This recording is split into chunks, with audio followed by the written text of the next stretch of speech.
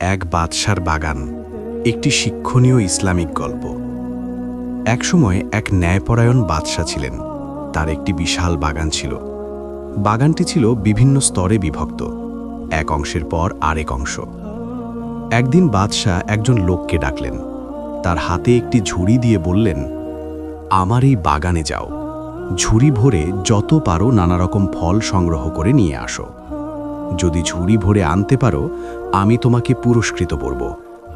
কিন্তু শর্ত একটাই, বাগানের যে অংশ তুমি একবার অতিক্রম করবে সেখানে আর ফিরে যেতে পারবে না। লোকটি মনে মনে ভাবল, এ তো খুব সহজ কাজ। সে প্রথম দরজা দিয়ে বাগানে প্রবেশ করল। দেখল গাছে গাছে পাকা ফল, রঙিন ও সুন্দর।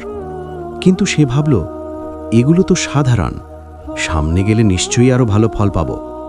সে আর ফল তুলল না। সে সামনে এগিয়ে দ্বিতীয় অংশে গেল।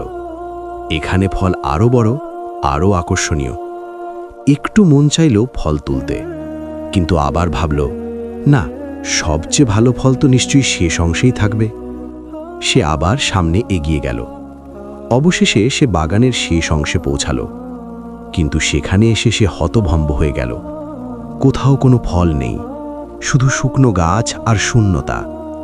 তখন সে আফসোস করতে লাগল, হায়, আমি যদি শুরুতেই ফল সংগ্রহ করতাম, আজ আমার ঝুড়ি খালি থাকত না। এখন আমি বাদশার সামনে কিভাবে যাব? শিক্ষা। এই লোকটির সাথে আমাদের জীবনের তুলনা করা যায়।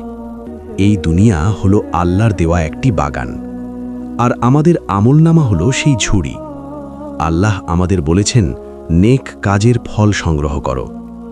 কিন্তু আমরা কি করি?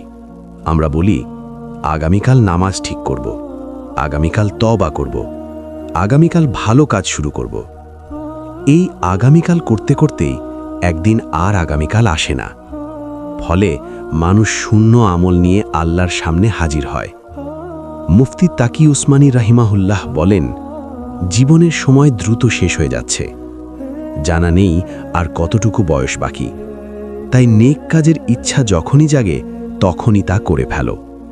কে জানে একটু পর সেই আগ্রহ থাকবে কিনা, বা আমরা বেঁচে থাকব কিনা। উপসংহার: জীবন নামক আল্লাহর দেওয়া এই বাগানে বিচরণ করার সময় আমলনামা নামক ঝুড়িতে শুরু থেকেই নেকি নামক ফল ভরতে থাকো। পরে সময় পাওয়া যাবে, এর কোনো নিশ্চয়তা নেই। আল্লাহ সুবহানাহু ওয়া তাআলা যেন আমাদের সবাইকে সময় থাকতে নেক আমল করার তৌফিক দান করেন। আমিন।